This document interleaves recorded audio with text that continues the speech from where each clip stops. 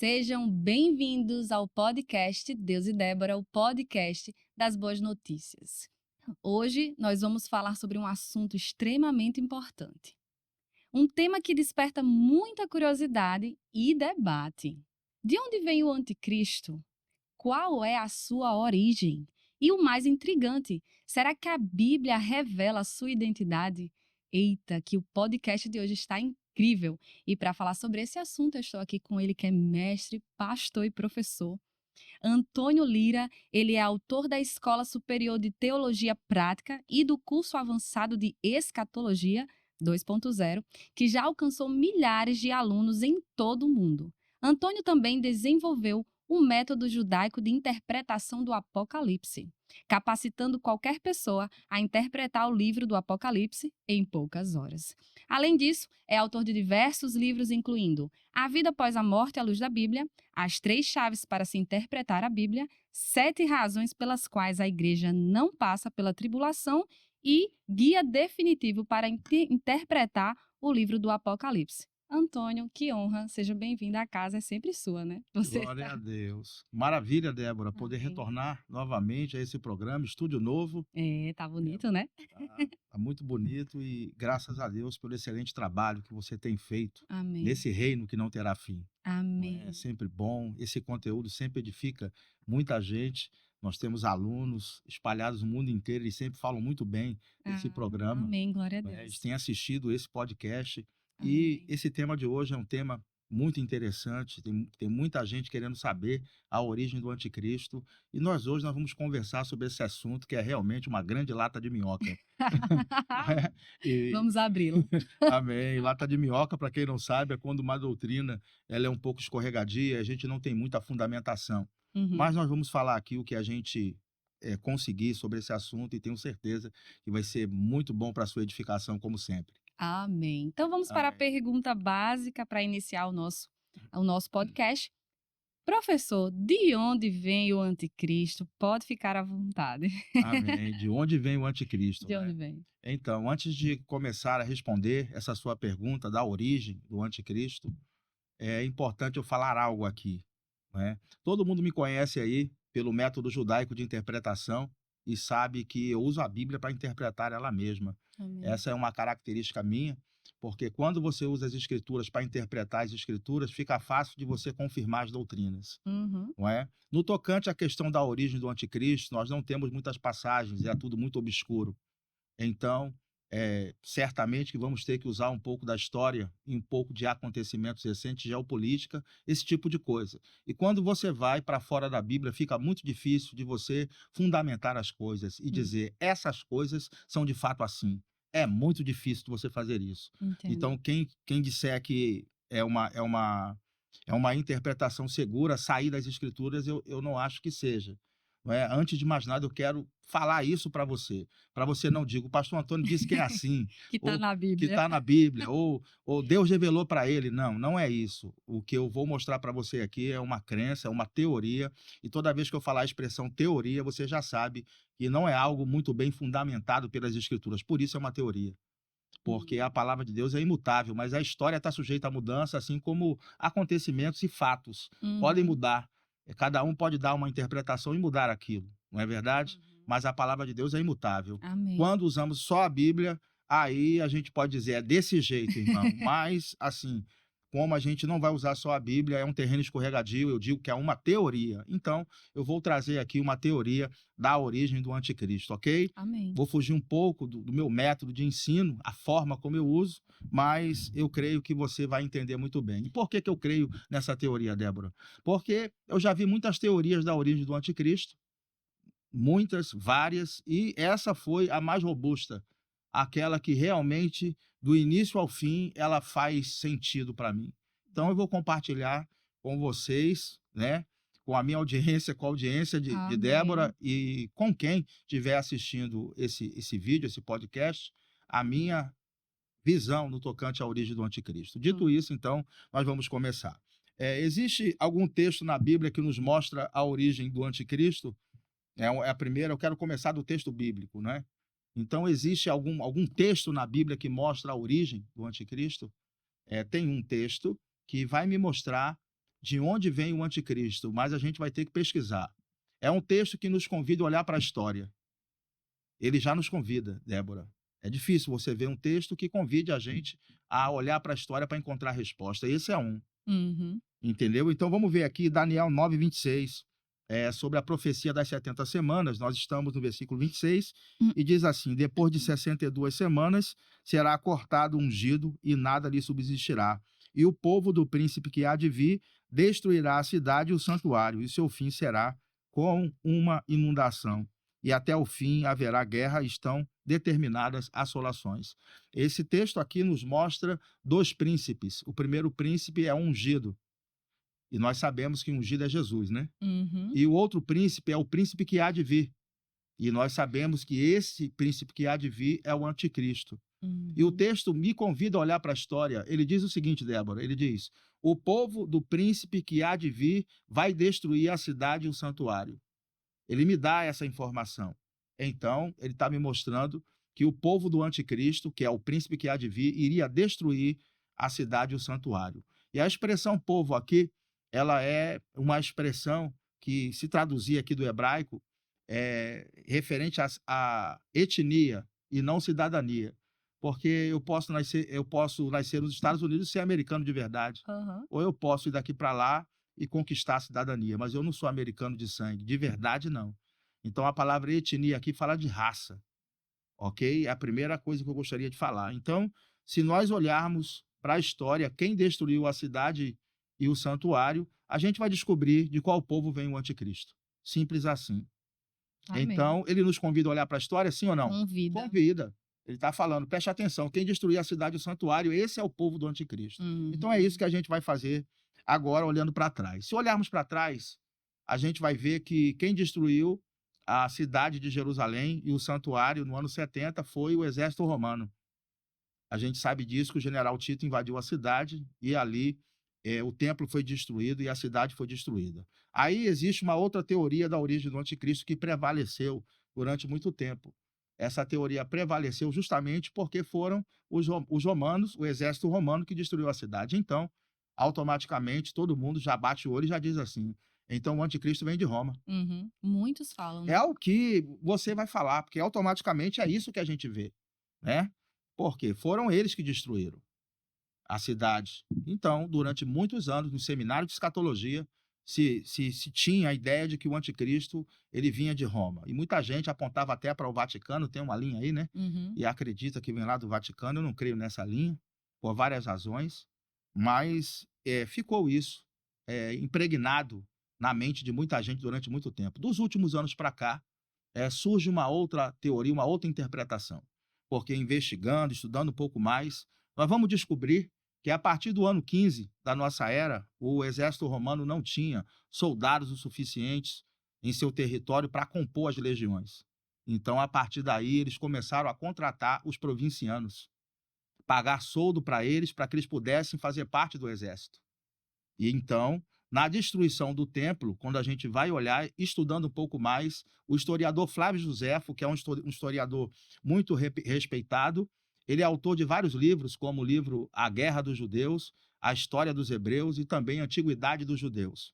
No livro A Guerra dos Judeus, que é um compêndio com 7 volumes, no livro 6, a partir do parágrafo 256 até o parágrafo 66, ele vai narrar como o templo foi destruído. E é muito bom a gente saber como o Flávio José vai narrar. Ele não foi uma pessoa que foi pegar fontes, saber fontes de como o templo foi destruído. Não. Ele era testemunha ocular no dia em que o templo foi destruído. Ele estava do lado de César, vendo o acontecimento.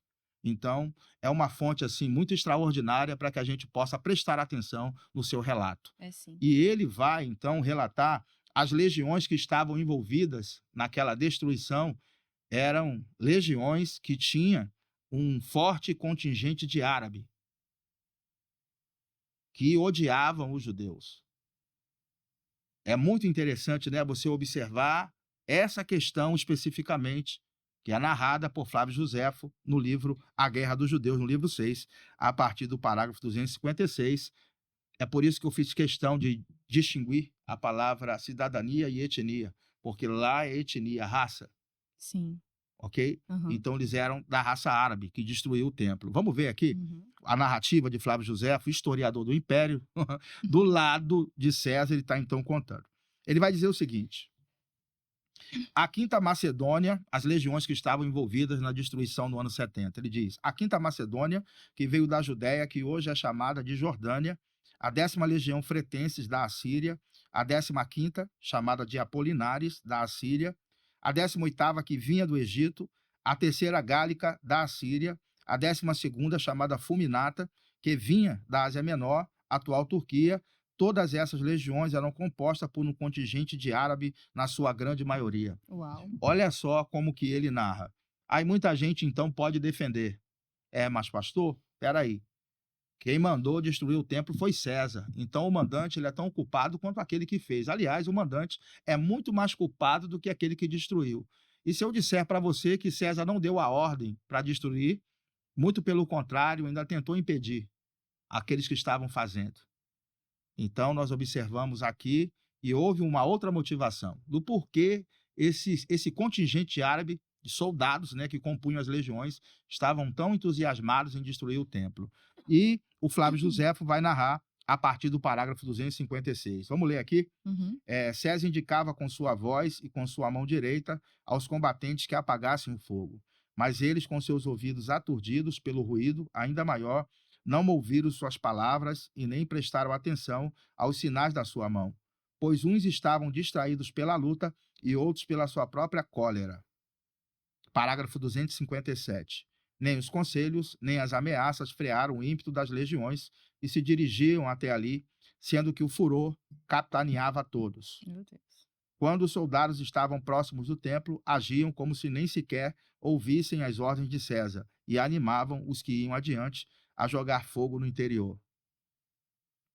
César, como foi incapaz de conter o ímpeto de seus soldados, que estavam cheios de entusiasmo, e o fogo que ia estendendo, se dirigiu com seus oficiais ao interior.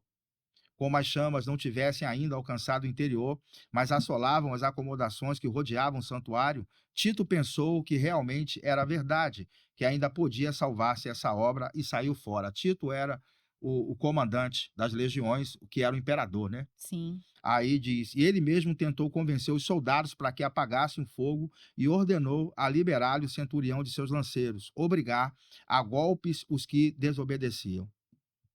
Parágrafo 263. No entanto, seu furor e seu ódio contra os judeus e um feroz ímpeto guerreiro estiveram acima do respeito a César e Meu do Deus. medo a pessoas que os castigava.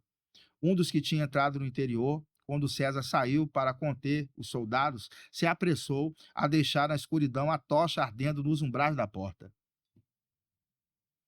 Então a chama brilhou imediatamente no interior. Os generais se retiraram junto com Tito e nada impediu os soldados de fora de continuarem com o fogo. Dessa forma, contra a vontade de César, o templo foi incendiado.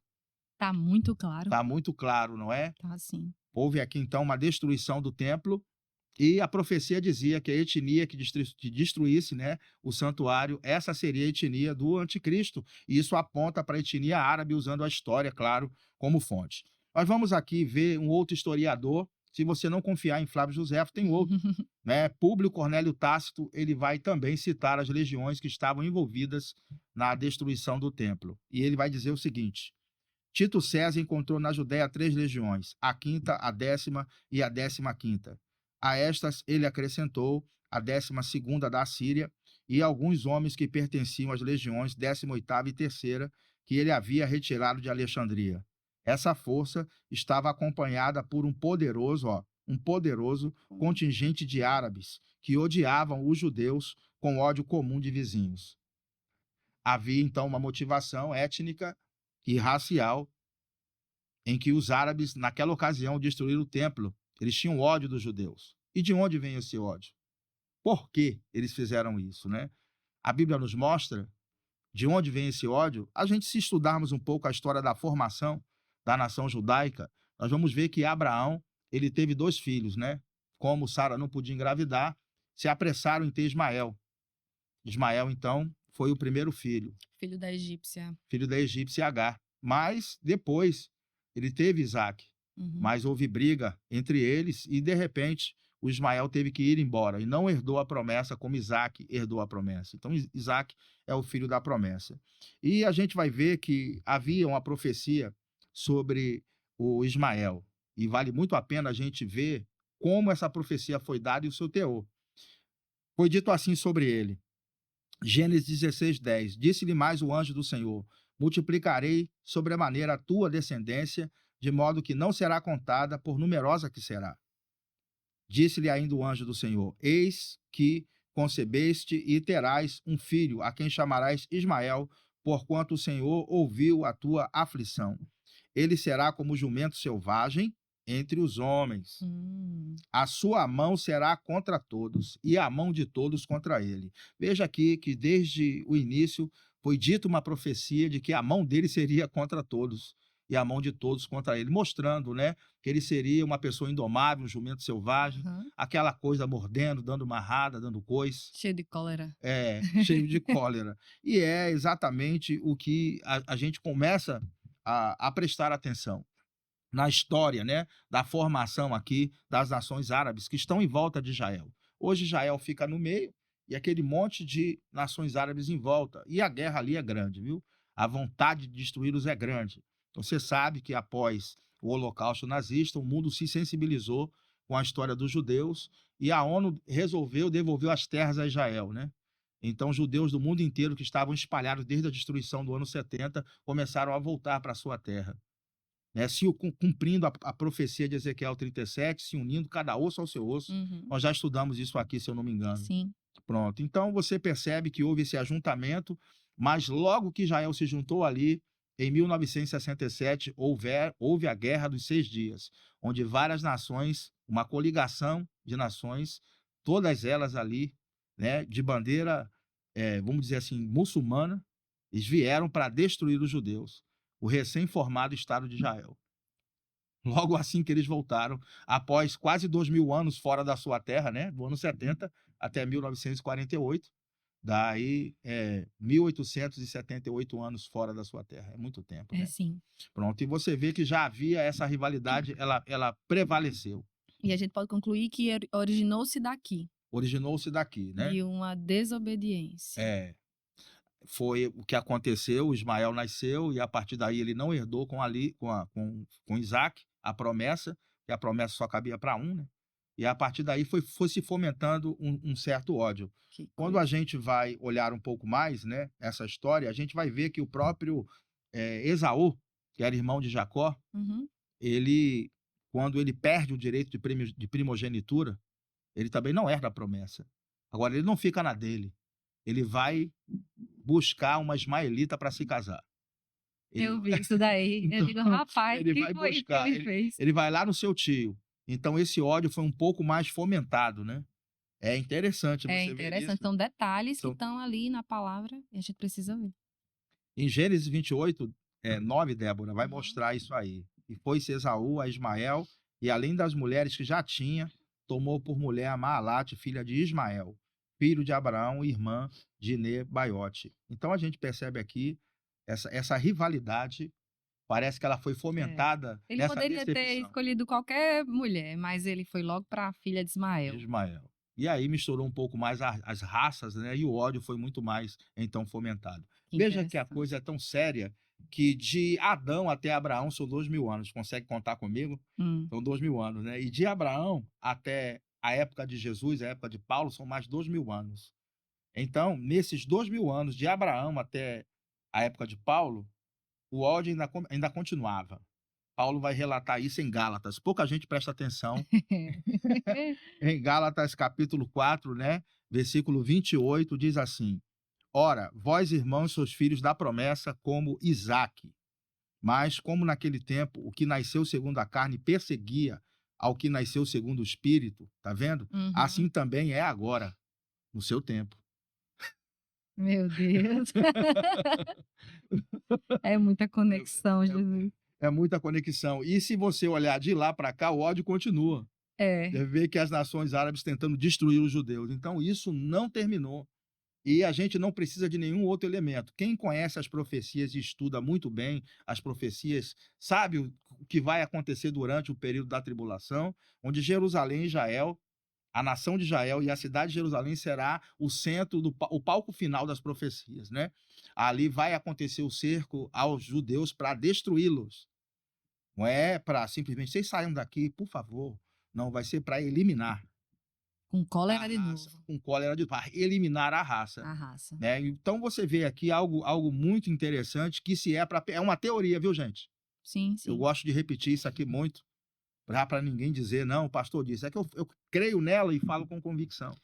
Como você está usando fontes externas, se torna uma teoria, Uma né? Não é teoria. só Bíblia, Uhum. como você costuma fazer. Uhum. Meu Deus, que coisa, viu? Então a gente vê esse ódio sendo fomentado aí por gerações. Então, vamos ver aqui então o lado religioso do anticristo, né? Uhum. Qual a sua religião? Será que ele tem uma religião? Será que é possível identificarmos, né? Aham. Qual é a religião do anticristo? Eu quero te falar aqui uma verdade. Quando a gente olha para as escrituras, para o Antigo Testamento, o Antigo Testamento me parece que apresenta o anticristo no seu lado político e militar, muito mais, né? Nós olhamos ali para as passagens, principalmente do livro de Daniel, vemos um lado político muito grande e militar. Isso a gente consegue enxergar bem, não é, nas características do anticristo. Uhum. Não é? Mas o Novo Testamento ele faz uma diferença grande. Ele nos mostra o lado religioso com muito mais força. E onde pouca gente prestou atenção nisso. Quando eu comecei a estudar as profecias, Débora, que eu bati o olho, eu falei, peraí, cara, a gente parece que está procurando errado. As pessoas estão procurando nos governantes. Eles ficam procurando quem é o presidente da França. Não, agora o Emmanuel Macron é que é o anticristo. Durante muito tempo foi o Barack Obama, e o Donald Trump já passou por essa lista, George Bush, e assim vai. Todo grande líder mundial, a pessoa fala, é esse aí que é o anticristo. Mas eles não observaram que o Novo Testamento, dentro de uma revelação progressiva, ele me traz muito mais luz. Uhum. Não que o Antigo Testamento não traga, não desmerecendo ele, sabe? Mas o Novo Testamento, ele me mostra um lado religioso muito maior. Na maioria das passagens que fala sobre o anticristo, nós podemos ver esse lado religioso sendo sobressaltado, como se Deus estivesse mostrando, observe isso aqui. Uhum. Mas pouca gente presta atenção nisso. Não estou querendo dizer com isso que o anticristo não terá o seu lado militar e nem político. Isso ele terá, ok? Uhum. Mas eu quero ressaltar aqui que o Novo Testamento parece me apresentar esse lado religioso com muito mais ênfase. E é isso que eu quero mostrar aqui para os irmãos. Até porque ele vai executar milagres, Sim, né? sim. Aí como é que vai ser um governante político, apenas o governante político fazendo... Sinais, vai ter um pregador. É, Vai exigir adoração a ele. Veja que esse lado religioso dele é bem contundente sim. no Novo Testamento. E existem, na verdade, 3 características que mostram ali o lado religioso do anticristo. Né? A primeira é o interesse que ele tem no lugar santo. Por quê? Ele tem interesse no lugar santo. A palavra do Senhor fala em Mateus, né, no capítulo 24, a partir do versículo 15, diz o seguinte: pois quando virdes estar no lugar santo a abominação da desolação predita pelo profeta Daniel, quem lê entenda, então os que estiverem na Judéia fuja para os montes. Veja que me parece que ele coloca uma ênfase no interesse do anticristo nesse lugar chamado lugar santo. E se você for procurar que lugar santo é esse, você vai se deparar com o Monte Moriá. Professor, essa citação é de Mateus, é? É Mateus 24. Mateus, Jesus falando. Mateus 24. Sim, A partir sim. do versículo 15, ele Certo. começa a falar sobre o cerco a Jerusalém, né? Sim. Eu destaquei essa parte, ele falando sobre o lugar santo. Aí, se os irmãos quiserem colocar essas passagens aí, nessa versão que eu estou usando, revista e atualizada, fica legal no vídeo, né? Os editores. Amém. Aí, o que acontece? Aí, ele falando dessa referência a esse lugar chamado lugar santo. E por que o lugar santo em si? O lugar santo, para quem não sabe, é onde foi construído o templo de Salomão, o primeiro templo, né? Foi construído nesse lugar, no Monte Moriá, onde Abraão iria sacrificar Isaque. É exatamente nesse lugar. Observe, então, que esse lugar ele foi destruído no ano 70. Depois, os muçulmanos invadiram a cidade, né? Um pouco mais para frente, séculos depois, e as pedras foram arrancadas daquele lugar, né? Porque não ficou pedra sobre pedra que não fosse derrubada seguindo a profecia de Jesus. Com o passar do tempo. Então veja que foi construída uma mesquita lá. Tem uma mesquita no lugar santo. Eu não sei se você tem um mínimo de sensibilidade espiritual para entender, e haverá um conflito entre as duas religiões, isso é inevitável. Alguma coisa precisa acontecer. Existe um entrelaçamento entre as duas religiões, isso fica muito claro para nós, com um mínimo de sensibilidade. Sim. Né? Quando você vê, eu bato o olho nessa mesquita que tem lá, é a chamada mesquita Domo da Rocha, né? A cúpula dourada. O A nome. mais adorada, né? É. Ela. Tem muitos lugares de peregrinação dos muçulmanos, como a Anglia Sofia, né? A Mesquita Azul, Hum. que é também ali na Turquia. Tem uns lugares assim importantes para o Islã, mas Entendi. uma das mais importantes é essa aqui, É essa. inclusive, né? O Messias, esperado pelo Islã, pretende subir para lá. Então a gente vai ver aqui algumas coisas que a gente começa aqui a cruzar É. e começar a desconfiar da religião do anticristo a partir desse bate-papo aqui, dessa É. conversa. O lugar original do templo é aonde, então? Nesse lugar santo, ok? E hoje tem uma mesquita lá. Eu acredito, isso aí é uma crença minha, é bem provável do anticristo fazer um acordo para que ou essa mesquita saia, ou de alguma forma o templo seja posto ali. Porque quando a gente vai olhar para as profecias de Ezequiel, a partir do capítulo 40, nós vamos ver que vai haver o outro templo, o último templo, né? Que houve o primeiro templo, que foi destruído, depois houve uma reforma nele. Herodes o Grande fez uma terceira reforma, é o quarto templo na minha. Se eu for Uhum. colocar, né, Fazer as nessa contas. linha, vai ser, então, erigido naquele mesmo lugar. Por quê? Na metade da tribulação, esse templo precisa estar reerguido, porque está escrito que o anticristo vai se sentar nele. E Lá dentro, no lugar santo. se tá escrito, Se está escrito, vai se cumprir. vai. E é interessante que no capítulo 11 de Apocalipse, a gente vê um anjo, na verdade um homem, né? Com um cordel de medir, fazendo a medição do templo, das medidas do templo. No capítulo 11 de Apocalipse. Mostrando que vai precisar estar levantado o templo até a metade da tribulação. Isso está escrito e eu creio nas profecias. Amém. Né? Então, de alguma forma, vai ter que ter um acordo entre muçulmanos e o povo judeu. Vai ter que ter um acordo. E esse acordo está profetizado em Daniel capítulo 9, e diz: e ele fará um pacto ou um acordo firme por uma semana com muitos, né? Então, uma semana ali são semana de dias, são uma semana de anos, né? São 7 anos, então, esse acordo. E na metade do acordo está profetizado, em 3 anos e meio, ele vai quebrar o acordo.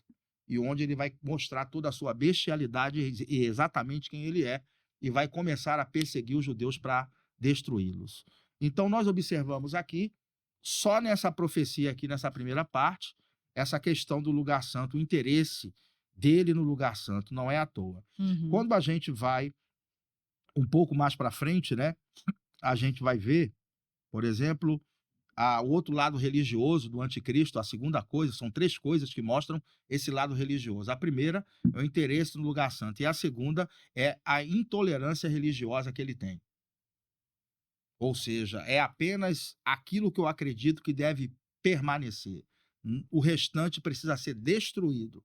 Não é, vou tolerar, vou deixar aqui por. Não, é para destruir as outras religiões. Esse é um pensamento que é muito nítido nas Escrituras, na segunda carta de Paulo aos Tessalonicenses, né, no capítulo 2, no versículo 3, ele vai dizer assim: ninguém de modo algum vos engane, porque isto não sucederá sem que venha primeiro a apostasia e seja revelado o homem do pecado, o filho da perdição. O homem do pecado aqui é outro nome do anticristo, o filho da perdição é outro nome do anticristo, tem vários Sim, nomes. entendi. Ele é chamado de o iníquo, o assírio, ele é chamado de o anticristo, o chifre pequeno, a boca que fala grandes coisas, o abominável da desolação. Ele tem muitos nomes. Uhum. Aqui Paulo chama de 2, o homem do pecado e o filho da perdição.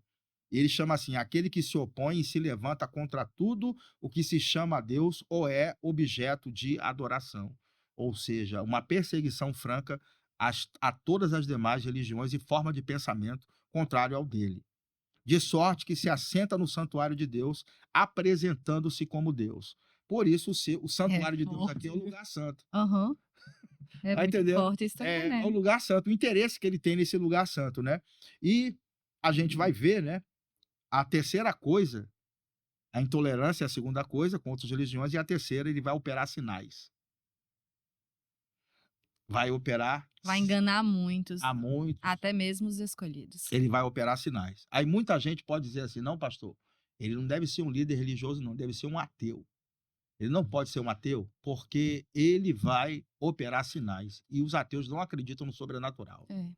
Isso aqui já desbanca essa teoria, né, de que ele Uhum. seja um ateu. Não, não é. Ele tem uma religião e ele é intolerante com as demais. Ele mesmo vai ser adorado e vai exigir adoração. O falso profeta Aham. é aquele que vai na frente dele para que as nações do mundo o adorem. Então ele não pode ser ateu, porque o ateu não crê nesse É. sistema de crença, né? Professor, e o nome anticristo, né? Já me dá uma ideia que é algo oposto a Cristo. Então, Opositor. Cristo é o nosso Senhor. Então, vai ser alguém, digamos que vai se fazer parecido, mas fazendo tudo o oposto. Eu posso dizer assim? Sim, Não é? ele é o anticristo, ele é contra Cristo, né? É. A expressão da vacina antitetânica. Aí ele vai pegar muitas coisas, né, assim, para se disfarçar que é.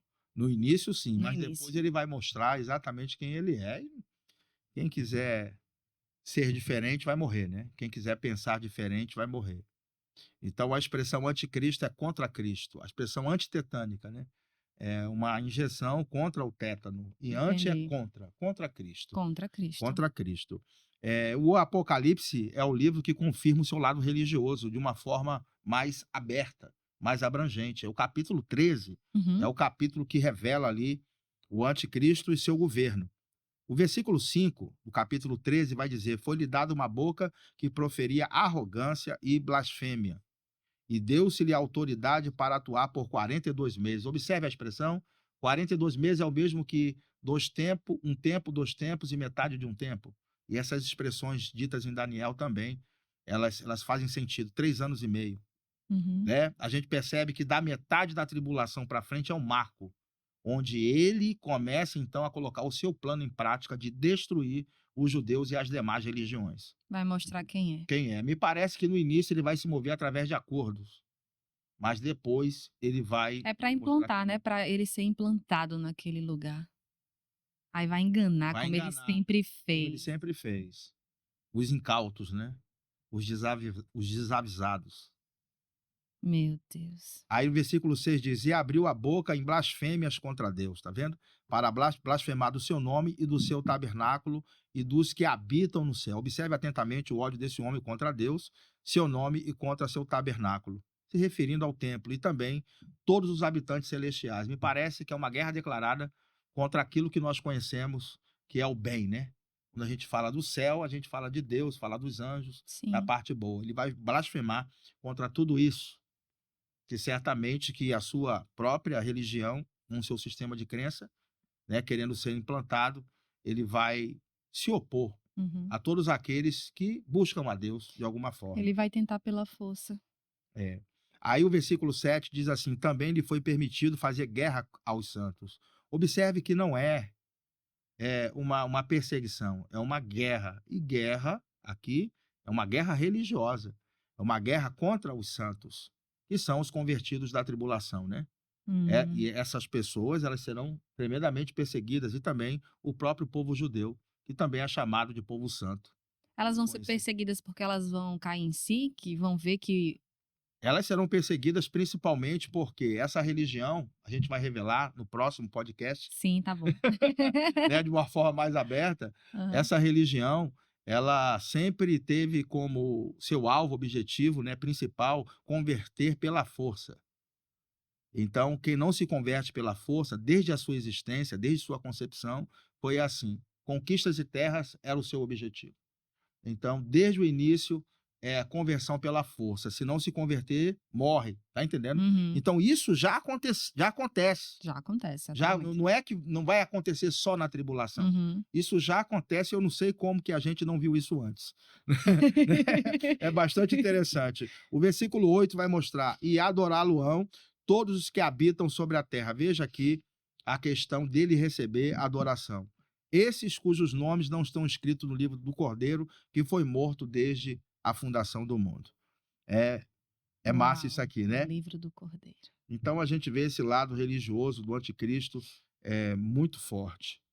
Aqui a gente também vai ver o seu pregador, que é o falso profeta, né? Aquele que vai adiante dele, fazendo sinais e fazendo com que os homens adorem a besta. O versículo 11 do capítulo 13 diz: E vi subir da terra outra besta, e tinha 2 chifres semelhantes a de um cordeiro. Observe que é semelhante a de um cordeiro. Jesus falou sobre falsos cristos, né? Porque o Operando cordeiro sinais. verdadeiro é ele. Esse é o cordeiro falso, tá vendo? Esse é o falso. Esse é o falso. É bem interessante. E falava como dragão. Falava como dragão é uma Meu alusão Deus. ao dragão que é Satanás, né? Que é o mentor de tudo. No caso, Satanás é que é o que dá poder para ele. Aham. É debaixo do poder de Satanás. Também exercia toda a autoridade da primeira besta na sua presença. E fazia que a terra e os que nela habitavam adorassem a primeira besta, cuja ferida mortal foi curada. Veja que ele vai na frente, fazendo com que o anticristo seja adorado. Ele é um porta-voz, um proclamador. Ele é tipo João Batista, né? Que foi na frente de Meu Jesus. Deus. É mais ou menos isso. E ele opera sinais, opera milagres e faz com que as outras pessoas adorem o anticristo, no caso. Uhum. 13, e operava grandes sinais, de maneira que fazia até descer fogo do céu à vista dos homens. Eu queria dar uma ênfase nessa questão do fogo do céu, porque eu sou crente já há 27 anos, né? Eu sou cristão, eu nunca vi ninguém orando e caindo fogo do céu. Você já viu alguma vez? Não. É um, Agora, imagina se acontecesse isso aqui. sim, quantos seguidores essa Quantos pessoa não teria? seguidores é? Não, mas ele fez cair fogo do céu. Uhum. É um sinal que convence qualquer um. É. Então é um sinal muito forte. Eu só vi Elias fazer isso, né? No Antigo Testamento. Só vi Elias cair fogo do céu quando ele estava querendo firmar a sua própria crença no Deus verdadeiro. E veja aqui que ele vai fazer isso para afirmar a crença no Deus falso. É forte, né? É muito forte. Eu tô aqui processando, meu Deus. Essa colocação, Que a né? gente precisa saber disso. Precisa atentar para isso. Atentar para isso. É a palavra de Deus. É, exatamente. E o Apocalipse continua, né, confirmando o seu lado religioso. No 14 diz: por meio dos sinais que lhe foi permitido fazer na presença da besta, enganava os que habitam sobre a terra, um espírito de engano. E lhe dizia que fizesse uma imagem à besta que recebera a ferida da espada e vivia. Foi-lhe concedido também dar fôlego à imagem da besta, para que a imagem da besta falasse. Ó, Menina, igual Gênesis. e fizesse que fossem mortos todos que não adorassem a imagem da besta. Veja que as pessoas, É elas serão proposta. mortas por não ter essa religião como opção, como Uhum. escolha. Não vão querer escolher, por isso serão mortas. É por isso que o período da tribulação é um período de limpeza, onde ou você escolhe estar de um lado ou escolhe estar do outro. Não existe o neutro. Então, ou você escolhe a religião do anticristo, Uhum. ou escolhe seguir a Cristo. Se escolher seguir a Cristo, vai morrer. Então, muita gente, para não morrer, vai escolher a religião do anticristo. E colocar a marca é sinal da sua própria escolha. Já é a escolha. Tá entendendo? Tô entendendo. E não é uma colocação de marca inconsciente. A gente vai falar no segundo vídeo o que é a marca da besta, né? O 666, não é? É. Então você vai ver que não é uma coisa inconsciente, né? A pessoa não vai colocar em conta, não, botei, e agora? Eles têm meus dados, eu não vou comprar e vender. Não, não vai ser inconsciente, não. Vai ser uma opção religiosa. Acima de tudo, é uma profissão de fé.